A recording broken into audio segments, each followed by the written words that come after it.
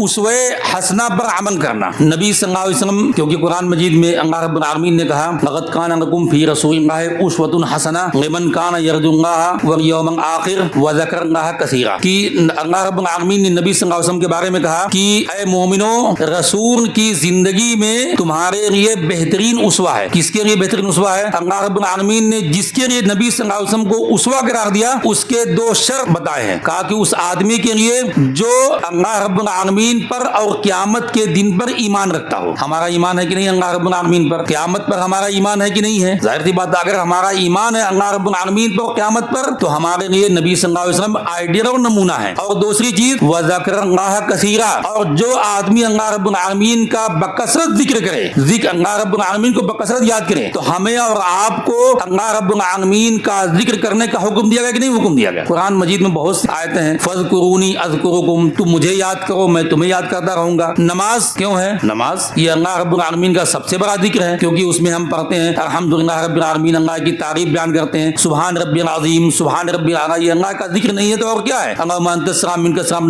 नमाज के बाद नमाज के अंदर जो भी दुआएं हैं सब कुछ अल्लाह का जिक्र है। हम सुबह उठते हैं, सो के उठते हैं, अल्हम्दुलिल्लाह लज़ी अहयाना बअदमा अमातना व इलैहि नुशूर, जिक्र है कि नहीं है? सुबह उठे, वजू करने गए, बिस्मिल्लाह, अल्लाह का जिक्र है कि नहीं? वजू करके फारिग हुए, वजू के बाद की दुआ पढ़े, जिक्र है कि नहीं है? आप कहीं भी जाएं, आप पानी पिए, बिस्मिल्लाह, पानी पी चुके अल्हम्दुलिल्लाह, खाना खा लिए, बिस्मिल्लाह शुरू करते वक्त, खाना खाने के बाद की दुआ पढ़ें। मस्जिद में आप दाखिल हुए तो आप मस्जिद में मस्जिद से निकले वो दुआ। आप बैतुल खुला में जा रहे हैं, जाने से पहले आप छींक आए अल्हम्दुलिल्लाह। कोई भी एक मोमिन आदमी की जिंदगी, मोमिन आदमी का हर अमल ये अल्लाह रब्बुल आलमीन के जिक्र से वाबस्ता है। कोई भी काम अल्लाह रब्बुल आलमीन के जिक्र के बगैर नहीं है। गोया कि हमें अल्लाह रब्बुल आलमीन का जिक्र करने का भी हुक्म दिया गया है। तो गोया कि हमारे लिए नबी सल्लल्लाहु अलैहि वसल्लम आइडियल और नमूना है। आइडियल और नमूना का मतलब यह होता है कि नबी सल्लल्लाहु अलैहि वसल्लम ने जिस तरह जो काम किया है, आप सल्लल्लाहु अलैहि वसल्लम ने जहां पर जिस तरह हरकत और सकनात किए हैं, आप सल्लल्लाहु अलैहि वसल्लम ने जिस तरह इबादत अंजाम दी हैं,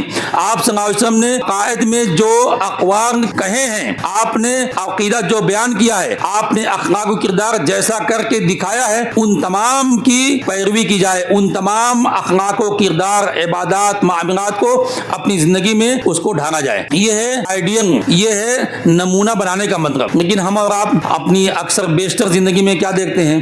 हमको हुक्म दिया गया है कि नबी सल्लल्लाहु अलैहि वसल्लम की जिंदगी को आइडियल बनाएं, नमूना बनाएं, मगर हम किसी और की जिंदगी को नमूना बनाते हैं।